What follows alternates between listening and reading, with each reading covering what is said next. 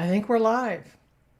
Tell me if you can hear me and make sure that everything is going well. It appears that we are live, and so I am super excited to get started. Please tell me where you are watching from in the chat window. I would love to see you all. In fact, let me just turn down my audio just a little bit here. Boy, we've got folks from Arizona and Florida, and so I'm super excited. Tell me, I do want to know before we get started to make sure that there is no audio delay. I've had that happen in the past. Oh, Alabama, Charlotte, North Carolina. Fantastic. Hey, Jeannie, good to see you from Montana. Oh, this is awesome. Isn't this fun? You know, it's been like since before the pandemic, since I've done a live show. I really probably should do this more often. And we're going to get to the presentation here in just a minute. I just want to give a moment or two for everyone to kind of get populated in here. Let's see. Hang on. Let me, you know what? You got to see this. I have quite a few windows open here. And so it's a little bit to keep an eye on. So bear with me for a minute while we get started. I just want to make sure that everything is working. Thank you, Flo, for telling me the audio is good. No delay in British Columbia, Canada. Thank you, Brad. I appreciate that. Phil from Detroit. Nice to see you. Eddie from Pennsylvania. And Lynn from Hilton Head, South Carolina. Wow, we've got a lot of people here. Kathy, good to see you all.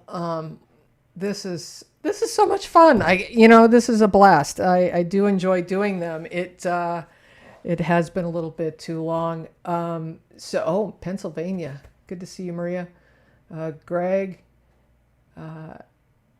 you are the best from Connecticut. Thank you so much. I really appreciate it.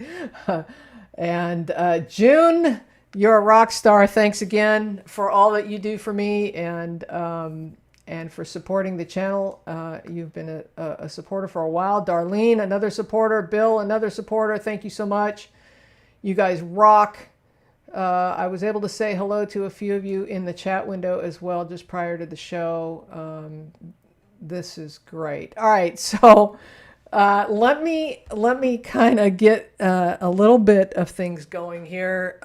If this is your first time here, my name is Connie Knox. I am a lifelong genealogist here to help you go further, faster, and factually with your family history research. We're going to get into the presentation here in just a moment.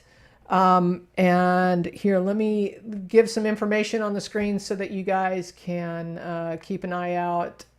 Patty, Joe, thank you so much for supporting the channel. Again, Darlene, thank you. And my first live with you. Well, it's been a while, Darlene, since I've done one of these. So this is it's been since February of 2020 since I did a live show.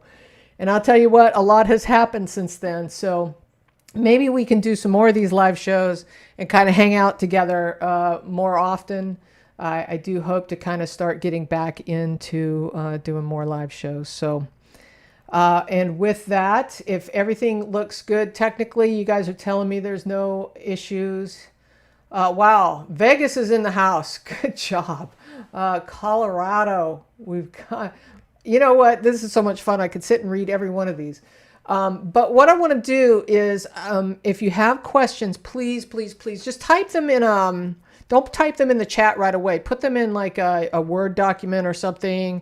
And hold the questions till after the presentation because it's really impossible for me to keep an eye on the chat during the presentation. And so with that, what I want to do is I kind of want to at least give you some information to help you get started. Before we do, though, I just want to remind everybody that a lot of the information that I put out is on genealogytv.org. You can also... if you are subscribed, don't forget to subscribe. If you are subscribed to the channel and you hit the bell notification, if you have notifications turned on, you should be able to get notifications. And if you are a member of the newsletter, which links for that are in the description box below the video on the YouTube channel on probably just about every video I produce If you want to sign up for the newsletter, then you get notification every time I upload a new video right to your inbox. It's very convenient, I promise. I try not to be too spammy. Most of the time I only send out newsletters when something is either coming up like this or when I have a new release on the channel. Another quick hello to Sue. Oh my gosh, we've got so many people on here. This is great. All right, so here's what we're going to do. We're going to talk about how to get responses to your messages, and we're going to start that right now. So here's what we're going to do. We are going to roll the opener and jump right into the presentation. So here's our opener.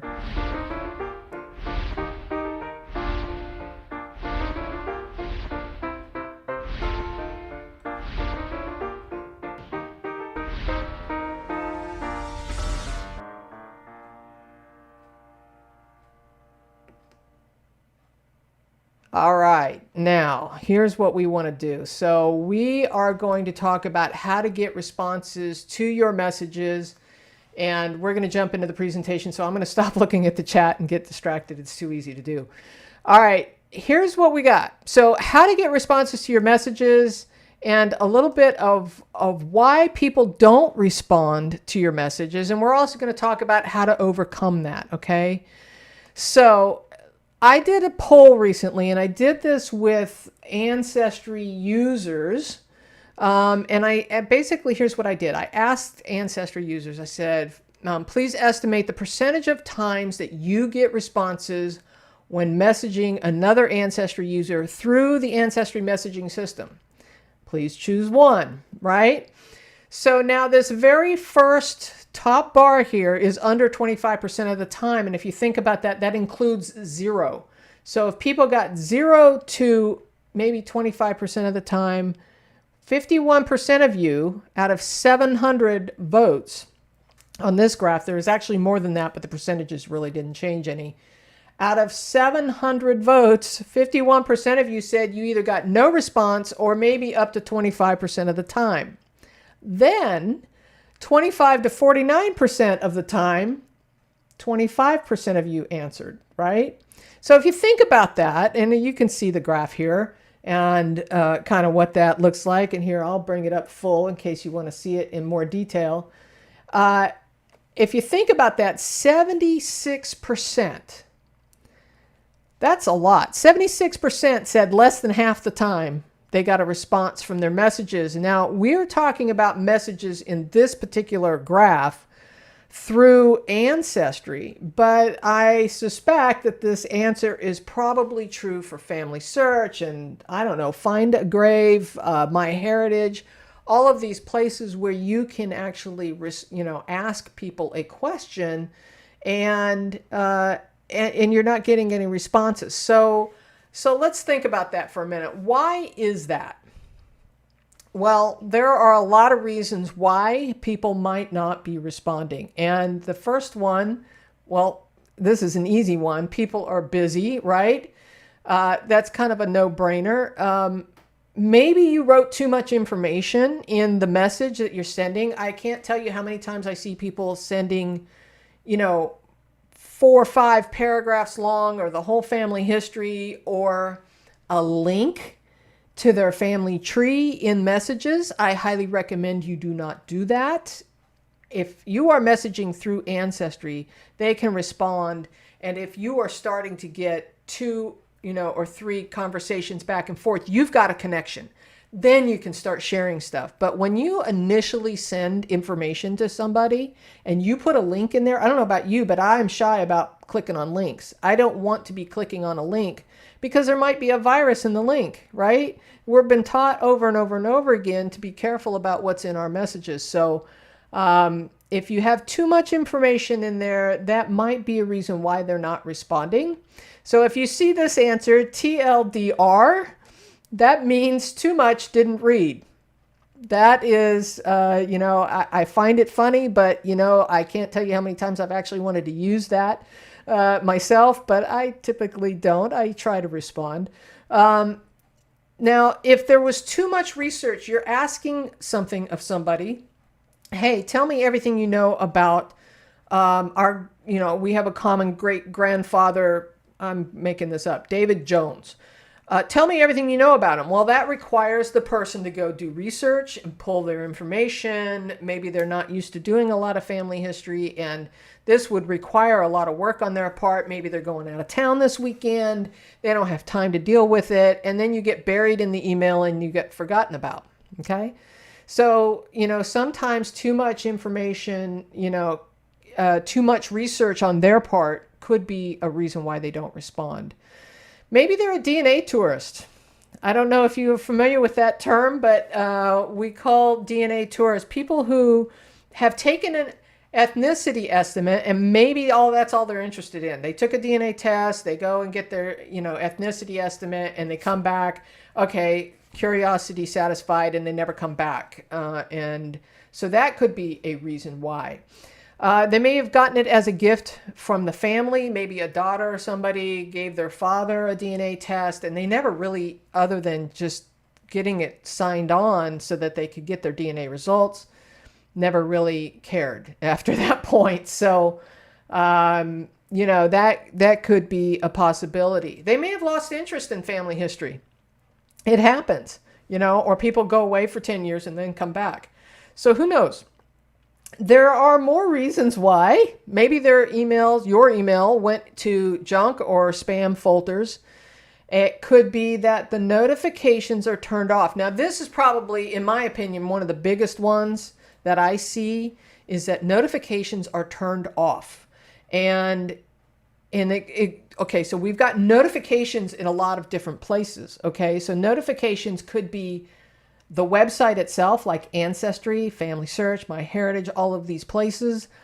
If in the settings of the profile for that person, they turned off their notifications, they may not be getting your messages at all. So you're peppering them with messages, but they're not getting them. Okay. And those notifications can also be in emails. They could be push notifications. It just kind of depends on what platform they're on and how that works.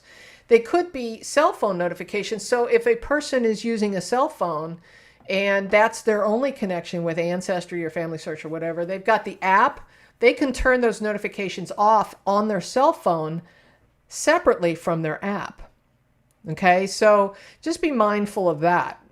It could be that their email is getting clogged up with all kinds of stuff and they just are information overwhelm and email overwhelm. I know I used to have that problem a lot. I've gotten, I'm one of those people who like to clean out my email all the time, but I know that a lot of people don't. And so they could be having email overwhelm and it's just like, forget it, I'll deal with it later.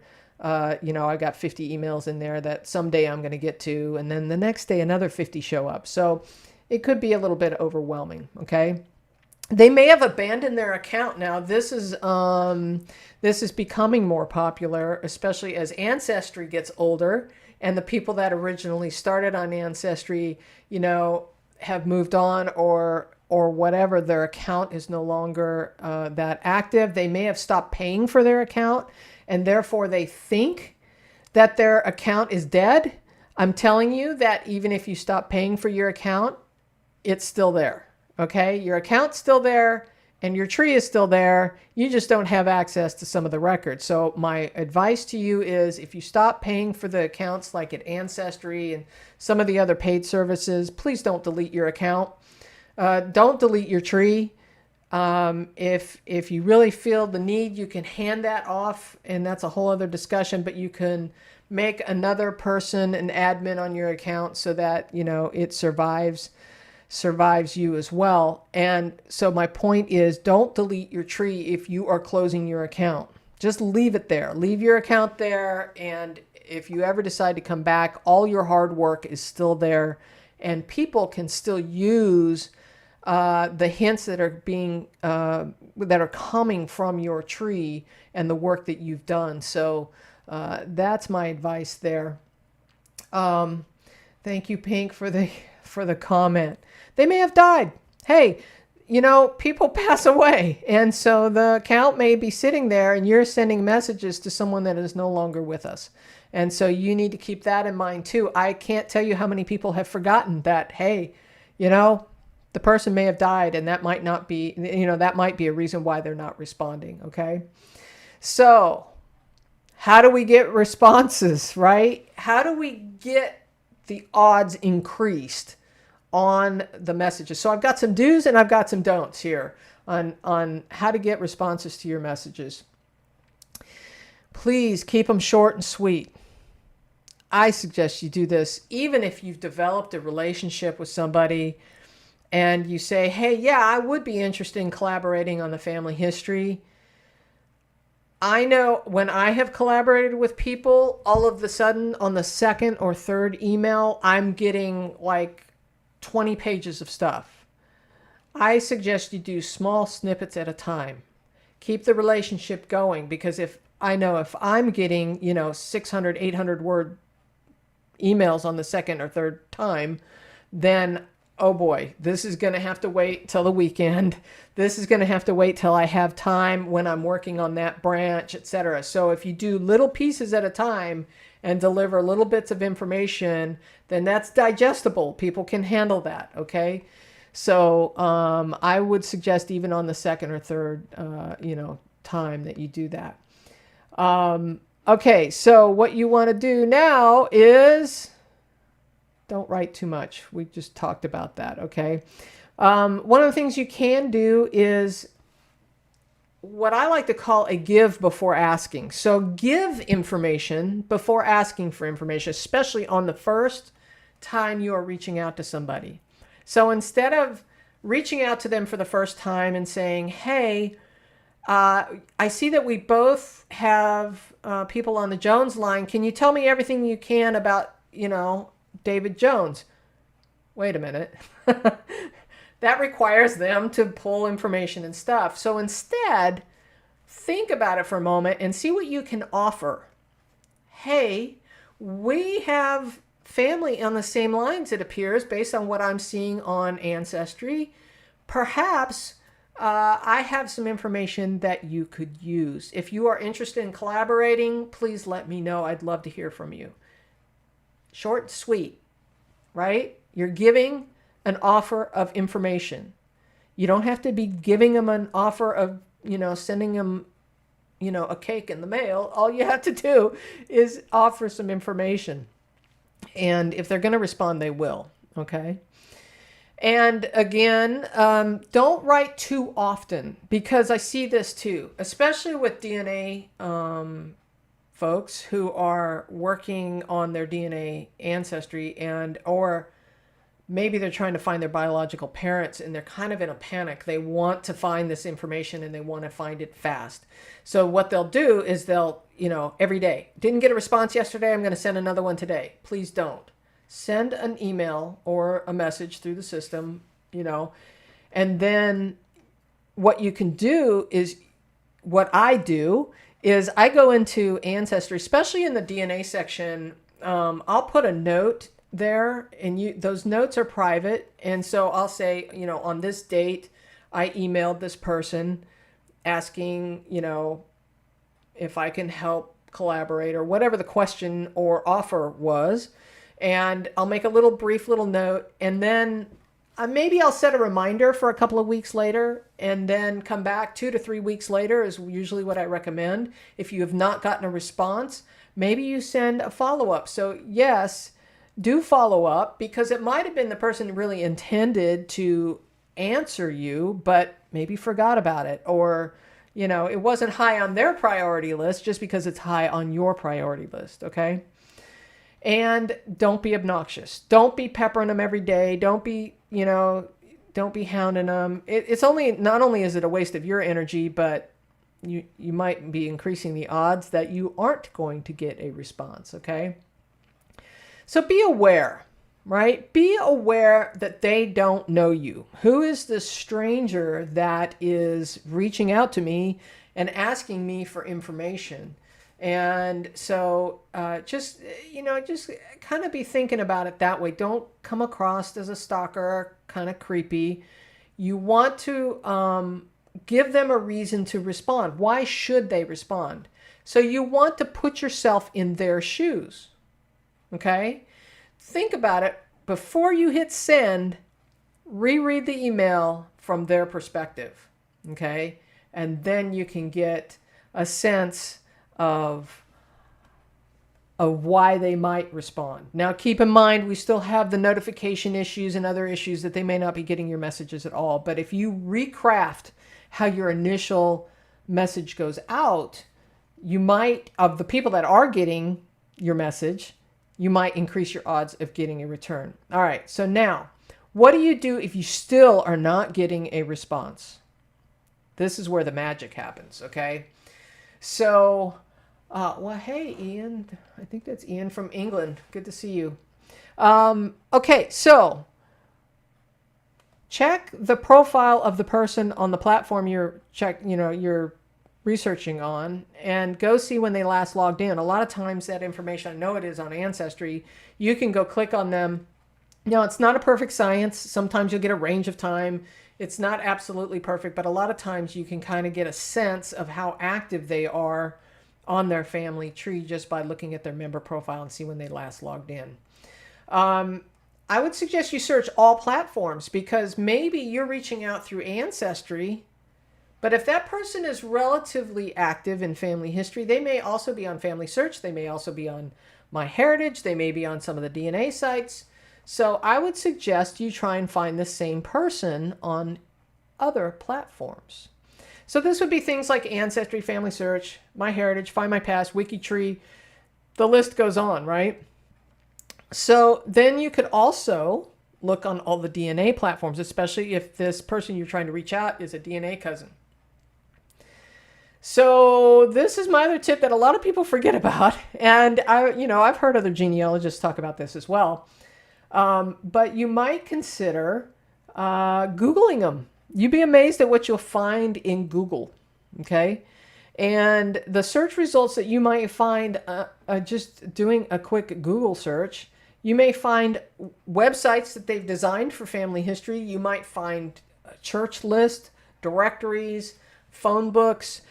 The list, I don't know if you've ever Googled yourself before, but you probably find yourself in a list.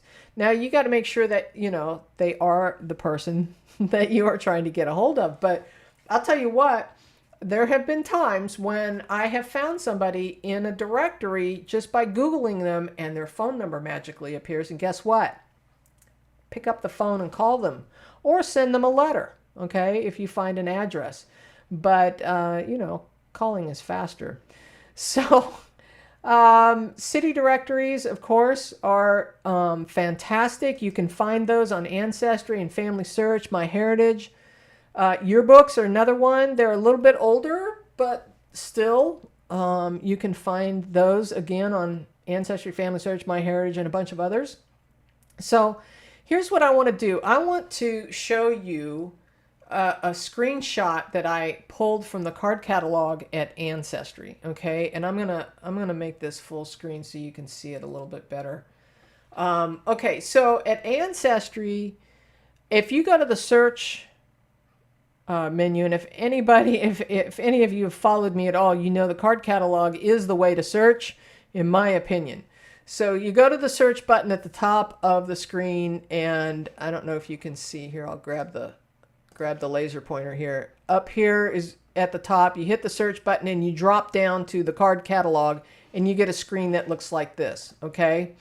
And so once you're there, you can then drill into the directories and member lists, okay? And then you want to drill in, this would be in this left-hand column over here. You want to drill down by location, and then I picked the 1900s. Now remember, if we're trying to get someone to respond to a message, then we are trying to find recent information. Okay, so we want to pick the 1900s. You could even drill it down to a state if you want to. And so what you can find here is pretty amazing. And so again, what you can find are a bunch of different variations on the name of a person by doing this. When you search this way, you can find birth dates, you can find residence, property ownership. Here's my big tip. You know,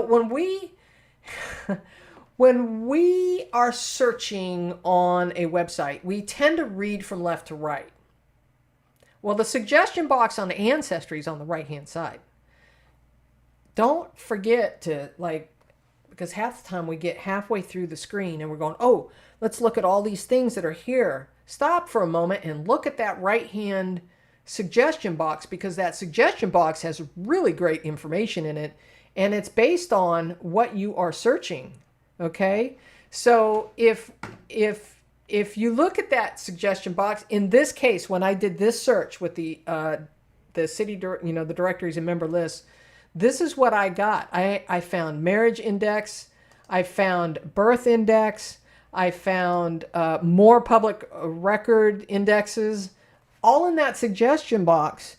So what you might want to do before going through there is right click, open in a new tab, right click, open in a new tab, and open all that stuff up. And then one by one, work your way through the tabs. As you strike out, close the tab. Okay. You can also find yearbooks there as well. Okay, so here's that same screenshot, and it is a little bit closer look. I'm going to pull it up full so you can see it really well. This is the entire the entire directory of member lists that we have here. Okay, and if you look at the end dates on some of these records, they're really kind of recent, right? We're not talking about the 1940 census. We're talking about directories that have information in them from the 1995, 99, 93.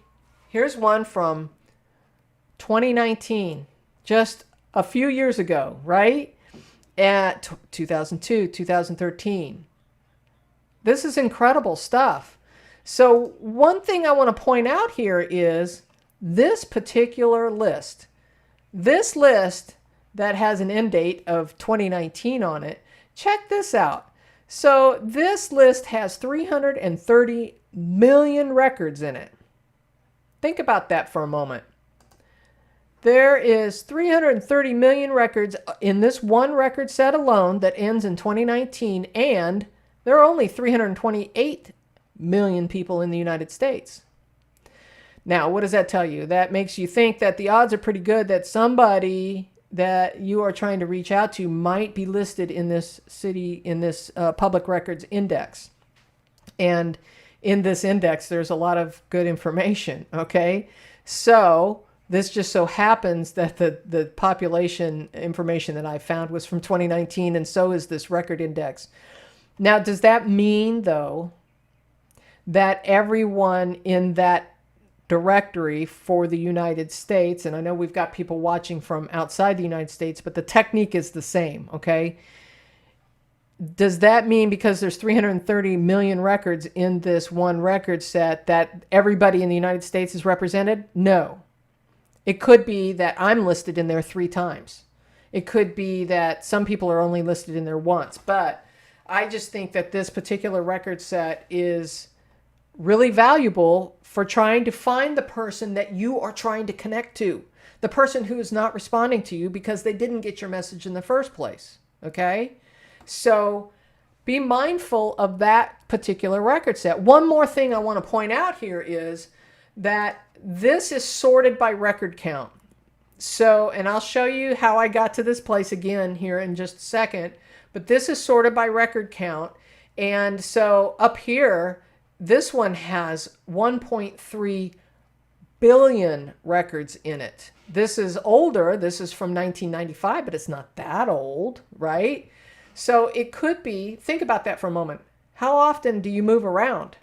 I've lived in the same house for 20 years. So if, you know, one of these record sets is within that time frame, I might be listed there. So, you know, it's just, it's a powerful little tool when you're trying to find someone, especially a living person. So again, how I got there was through the Ancestry. This particular one was the Ancestry portal, the search tab, card catalog, directories and member lists. Then I drilled into the location. In this case, it was just the United States, but you could go drill into the state, 1900s. And then this particular index that I just showed you was the U.S. index and public records index. Okay? So you can find a lot of records there as recent as 2019. Okay? So what do you do if you're still not getting any response? You start looking for them on social media. Right? There are a lot of people on social media. Now, you might not be on social media, but I promise you that a lot of people are. Okay? Facebook is one of my favorite places to look for people. It's one of the first places I go. But I also look for them on Instagram. I look for them on LinkedIn. I look for them on every social media site I can possibly find. Twitter. I also look for them on social media sites that have photos. Places like Tumblr, Flickr, Pinterest. So for those of you who are watching live and not on the replay, well, even if you're watching on the replay, you can put it in the comment sections. But if you can think of any other places people should look, throw it up in the chat window real quick and share it with others. All right. So now let's talk about some research strategies. What do you do if you're still not getting any responses? We're going to talk about how to do these research strategies. So one of the things that you can do, the person that you're trying to get to respond, you can actually build a floating tree on your tree if you are on a service like Ancestry or MyHeritage where you have control of your tree. You cannot do this on WikiTree, and you cannot build a floating tree on FamilySearch because it's collaborative tree. Okay? But you might be able to look there for hints for these people as well. Okay? But to build a floating tree, you can do this on Ancestry, and I'll talk about floating trees more here in just a second. But you can take the person that you are trying to reach out to. Maybe it's a DNA cousin. Maybe it's just a person that looks like they have a lot of good information about the family tree. You can look at their family trees if they have one and start to build out a family tree and use the hints that the system is delivering to you to learn more about this person that you are trying to reach, okay? And so what you want to do then is also cluster research. And if you're not familiar with cluster research, that's researching, it's also known as the F.A.N club, the family, associates, and neighbors. Some people call it the friends, associates, and neighbors. But it's the people in the circle of influence around that target person. In this case, our target person is a person you're trying to get a message to, okay? And so this could be siblings, descendants, and spouses. Now, in this situation where we're trying to get a response from somebody, it is the siblings, descendants, and spouses that we're really trying to reach. Okay, so you're going to look for them. This is the cluster. This is the F.A.N club, right? You're going to look for them on social media. You're going to look for the family, the Facebook friends. Let me say that part again. When you find someone on Facebook, you can a lot of times look at their friends. Their friends often have family in the friends list. And sometimes, if you look for the last name, it's the same last name. You'll see 3 or 4 people with the same last name. They are likely related. And sometimes you can even see the relationship. It's a spouse or a daughter or something, okay? Now, that's only true, though, if that person has their friends list listed as public, okay? Not everybody does, okay? Now, you want to research the cluster on social media. Google them. So the trick is here, let me grab my little pointer again.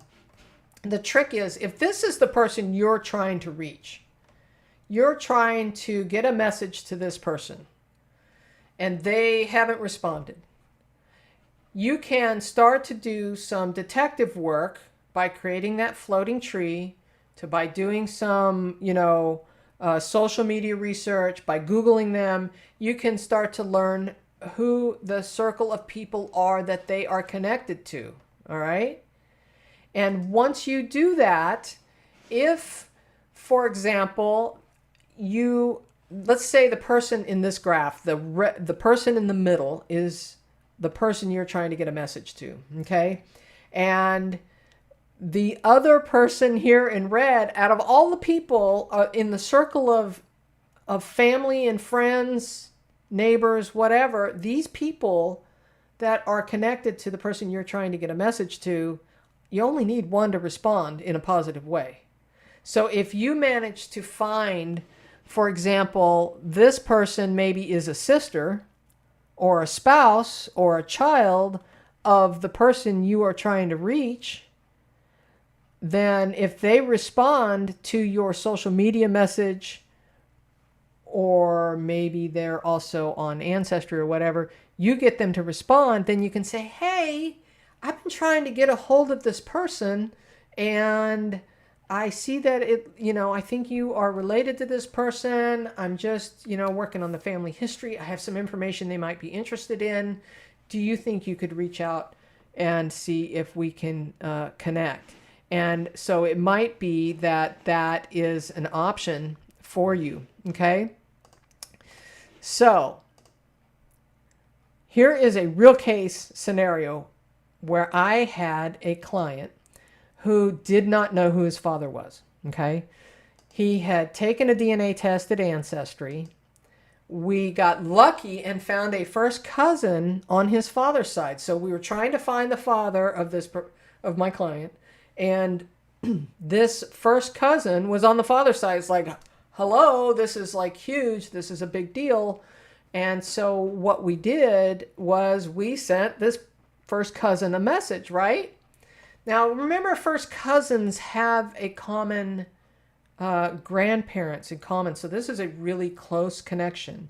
And I don't know if you remember from maybe another episode, I have a G rule. I call it the G rule. And that is count the G's. Grandparent being one G, great being another G. So if you find a second cousin, that's a great grandparent in common or great grandparents in common with that person. So in this case, a first cousin had grandparents in common. And so we sent him a message through Ancestry and got no response. Okay, now what do we do? Well, we researched other DNA matches in this case because it was a DNA case. And we still had no luck. Okay. So a little bit of time went by. And so sometimes you have to wait for another DNA match to come up. Or you can, in the meantime, you can be, trying to create that floating tree and try and research and do other things.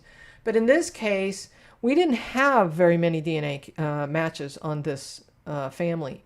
And so with a little bit of time, I think it was about 3 months later, a first cousin once removed showed up as a DNA match. And it was like, hello, fantastic. Let's message that person. Okay. No response. All right. So now what do we do?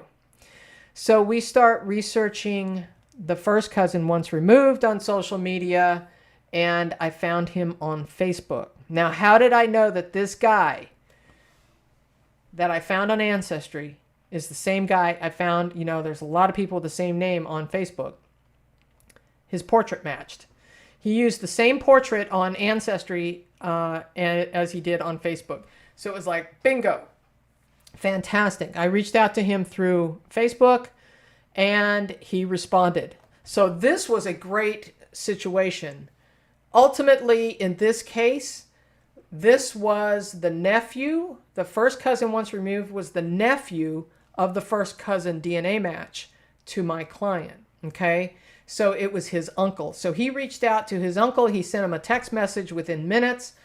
And the first cousin, that we were originally trying to contact, he said, I had no idea. I'm happy to have a conversation with your client and let's connect. And so, happy ending there. He was able to confirm some information for my client. So another case study, quick one. My client wasn't sure who his father was in this case, but, he did have a possible name, but he was not sure if this man was in fact his father. Okay. So he did a DNA test, and we got lucky again and found a first cousin in this situation. This same scenario would work with a second cousin or a third cousin. But in this case, this first cousin had no tree. So we kind of felt like we were dead in the water. We messaged this person with no response. So we created a private tree in this situation because we were working on a hypothesis that we weren't sure was true, and I did not want people to be importing information that might not be accurate. So I made a private tree completely separate and started working on creating a floating tree to explore the hint possibilities, to explore the records, and kind of play around with it until we were sure what we had. So the floating tree part, for those of you who are not familiar with what a floating tree is, a floating tree is merely a group of people that are disconnected. So how you get that started on Ancestry is you would go and you connect them. Doesn't matter what the relationship is. You connect them to somebody in your tree and then immediately disconnect them. I did a whole episode on how to do this, and I will give you that information toward the end of the presentation. But this floating tree, it's a really cool concept because then you can start playing with the hints. And do some searching and some targeted research. And so that's basically what a floating tree is. So we created this floating tree, and then we also Googled the DNA first cousin, okay? And this was kind of surprising. We found an old address and a phone number for this first cousin. And then my client decided he wanted to be the one to call this guy. So he called him, and sure enough, bingo, first cousin was still there at that same address, at that same phone number. He hadn't moved in 20 years, and he was able to confirm the DNA connection of my client, where he had a suspected name that all he had was a name. He didn't know anything else. So this is a situation where DNA helped us, but also we found this cousin through good old-fashioned Google, okay? So let me just kind of recap. We've talked about a lot of things here, and I promise I will get back to the chat window in a moment. But if you get no response, that doesn't mean they don't care. Please keep that in mind, because most likely they didn't get your message in the first place, okay? And so they may have also abandoned their account. They may be a DNA tourist and just, was doing it for the fun of it, and that was the end of it. You may have sent too much information and it was a bit overwhelming. They didn't have time to respond or do the research for you. It is better to give information than to ask, especially on the first one, and keep it simple and sweet. So the research techniques that we talked about today is to take the target person. This is the person, in this case, the target person is the person you're trying to reach out to. And look for them on all the genealogy platforms, the social media, and Google.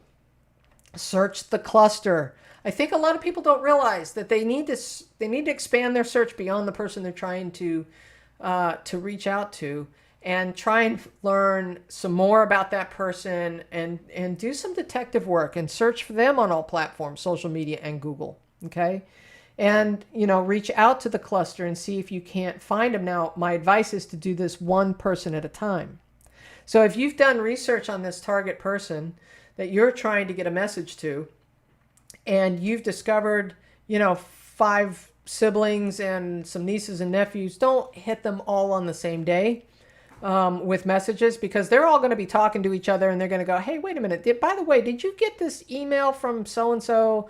And, well, yeah, I did too. And it might get a little creepy that, you're just peppering them all at the same time. So I would suggest one person at a time, okay? And again, keep it short and sweet, and keep in mind that less is more sometimes, all right? So the other videos that I was talking about, I did was called Floating Trees on Ancestry. I've gotten a lot of really positive response from this. And there's actually several on the fan club. This is one that I just happened to grab. And links for those episodes are in the show notes as well. I've also got a couple more episodes that I did that might be helpful. This was kind of what we were talking about with some of my case studies here, where I had grouped the DNA matches. I had separated the DNA matches from father and mother's side. This episode teaches you how to do that. And so that you can, especially if people are trying to find a biological father or biological, mother or whatever, and they know somebody on one side of the family, we can then group that side of the family and discover the ungrouped part and do a little bit more research. So that's what that episode is about. There is also an episode on organizing those DNA matches in an Excel spreadsheet. You can do this, by the way, on this episode from multiple services. So if you have DNA matches from Ancestry and you have DNA matches from FamilyTree, FindMyPast, 23andMe, all of those different places, Living DNA, you have other DNA matches, you can kind of organize them all in one place, okay? And again, those links are in the show notes, I hope, or will be soon if they're not. So for those of you who are looking for handouts, I just wanted to mention this. This particular episode does not have a handout. Perhaps in the future I will create one for it, but right now it does not. But if you are looking for handouts from other episodes, you can find them at genealogytv.org for individual purchase. And there's a couple free ones up there as well. If you are a channel member, and there are several channel members watching today, you can hit the join button and join the channel membership, and then you will get all of the handouts as they become available.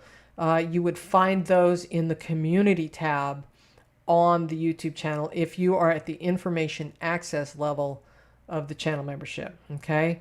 And then patrons at patreon.com/genealogytv, they get that emailed right to them. We actually put an attachment right on the announcement when the new video comes out along with that. So for the patrons at Patreon, you need to be at the Happy Dance level.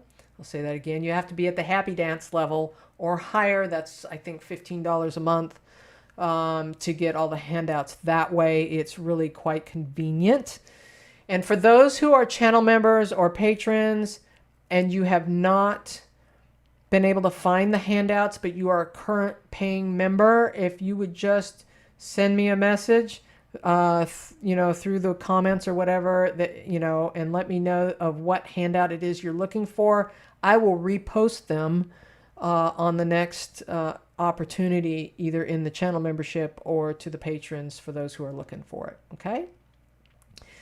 And of course, you can support the channel in the same places above. And I do thank you.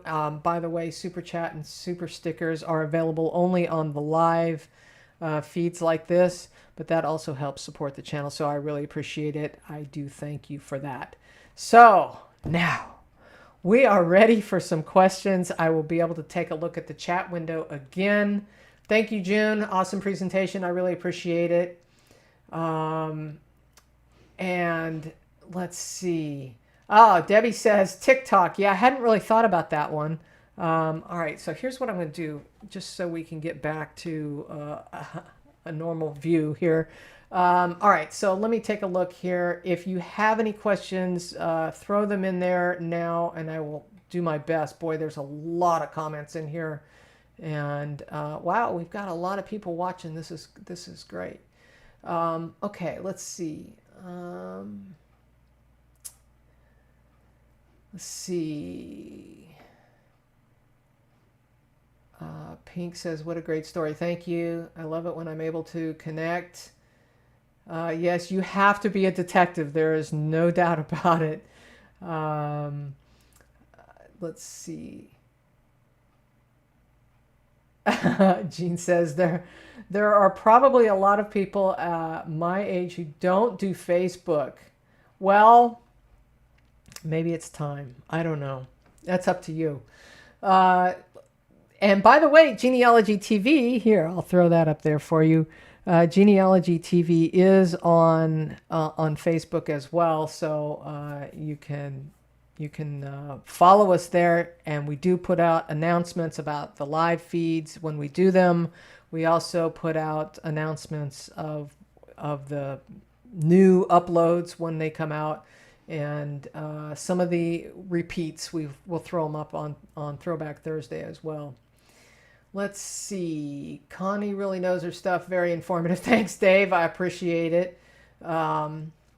Let's see. Connie, this was very helpful and informative. I've tried quite a few of your suggestions. Thank you so much. I really appreciate it. I think that's Arlinda Nelson. Thank you so much. I appreciate it. Let's see.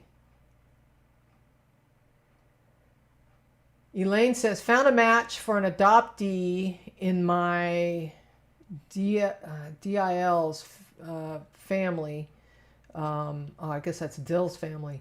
But the person sponsoring the match, when I messaged her, dropped the match. Interesting. I lost the rest of that. The feed went away. Sorry. Phil says, and thank you, Phil, for being a new member. I appreciate it. On Ancestry, if my message to a member has a check mark beside it, does that mean they opened the message? Or was it just sent to their email or phone? You know, I don't know the answer to that. I wish I did. I don't know that I've seen a check mark or paid attention to one. I'm not really sure. Oh, daughter-in-law. Thank you, Darlene. Duh. I should have known that. All right. Anne says, I do Facebook, but don't check messages, and I don't have a message app. If someone doesn't respond to a PM, be sure to tag them somewhere in any post and ask them to check their PMs for messages. Yeah, you know, and a lot of people don't use Messenger, so be mindful of that. Sometimes you just have to put a comment in one of their posts to see if you can get them to respond. Messenger, I know myself, I turn off Messenger sometimes, or I make the notifications, because I get messages day and night, and it'll keep me awake all night long if I'm getting messages too often. My Retired Life, thank you for joining the channel membership, says, is it possible to find a floating tree if you don't remember any names? Okay, so floating trees are a tree within your own tree. So they're not, you can't really, you could find other people's, you could find ancestors in other people's floating tree just by doing searches, and their tree would pop up. You wouldn't even know that that person might be floating in somebody else's tree. But if the tree is public, you would probably be able to find them. If it's in your own tree, and you forgot that you created the floating tree, the only way that you can find them, let me see if I can maybe make an example real quick here. The only way that you can find them is to do a search from the tree view. And let me see if I can bring up a tree here. Hang on one second. I'm going to pull up a tree. I think that might have been what your question was. And actually, I don't know that I have an example of a floating tree in my own tree right offhand. Now that I think about it, I was going to pull up Ancestry, but that's not going to really help, because offhand I don't remember who I had in my tree. But basically, you can go to the search function in the upper part of the tree, and then you can hit the search button. And if you want me to demonstrate that, I will. Oh my goodness, I just lost my feed here. Where did it go? There we are. Let me see. Darlene says, thank you. Oh, that's thank you to Vincent. All right. Chris Crafts, welcome back. Hello, I've been trying to find more about my family history, and I'm having so much trouble with certain family members' information. Is there a possibility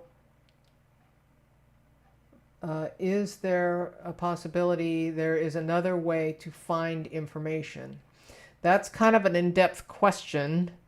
This is the kind of stuff that I would suggest that we get on a coaching call. And if you want to learn about coaching, you can go to genealogytv.org, and go to the coaching tab, and that is where you can sign up for coaching if that is something you want to do, because it's really kind of hard to answer your question here. And the only thing I would suggest is to try all the different services, to look for the same people on FamilySearch, look for the same people on Ancestry and on WikiTree and on MyHeritage, because it might be that, you know, you find them in other places. Also, keep this in mind.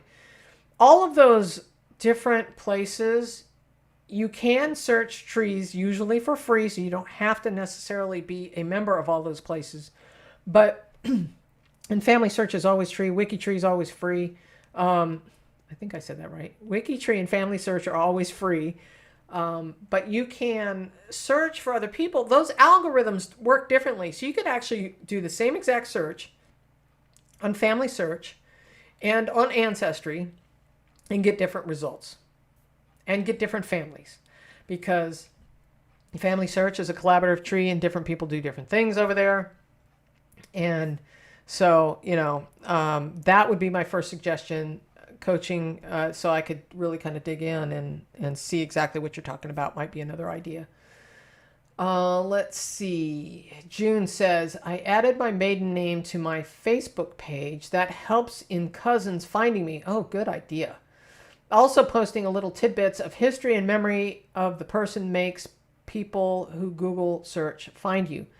Good idea. You know what I do also is I have on my personal Facebook page is I have Facebook groups for different lines of the family. And then what I do is I invite cousins and people to those specific family history pages. And maybe I've got one for like the Madsen family and one for the Henley family, different lines of the family, so that information is specific to the people you invite to those pages. And then I can post mini stories. And I'll tell you what, these little mini stories that you post could be bits and pieces of your future family history book. Could be bits and pieces from your research notes. So I'll put up, I love to put pictures up too. So a picture with a little paragraph or two about what the picture is about on those particular family history pages. Family goes nuts for those things. And so what you can do is also you can put unidentified photographs up there and ask people to help identify some of those ancestors. That has been really, really helpful. Mary says, I love the episodes on wills and estates and women's rights. Thank you so much. That was, I think, just last week. Flo says, to search someone in a floating tree on Ancestry, the tree search then list all of the people, yes, and then go through and figure out who you're looking for. Sometimes you can just do a search in your own tree. If you're trying to find someone in your own floating tree, just do the last name and you'll get a list of all the people with that same last name in your tree. And sometimes by doing that, you can figure out how they're connected, because you forgot maybe 3 years ago you had put a bunch of people in there with the same last name. You go, well, wait a minute. I've got some people connected to me, and this other person that is on a floating tree, oh, wait a minute. They've got to be related somehow, especially if they're in the same place at the same time. Oh, my goodness. The chat just keeps growing and going and going. John Tyner says, same here, Connie. I have pages for descendants of different ancestral couples of mine. Some overlap. Yes. I'm telling you, Facebook for genealogy is awesome. I know a lot of people do Pinterest as well. I have not got a lot of experience on Pinterest, but yes. All right. I think at this point, I'm going to say goodbye. It has been so much fun. If you have any more suggestions, please put them in the comments below. I really appreciate you all joining me today. And with that, I am going to say goodbye, and we'll catch you next time, and hopefully we'll do some more live streams pretty soon. All right? All right. We'll talk to you later.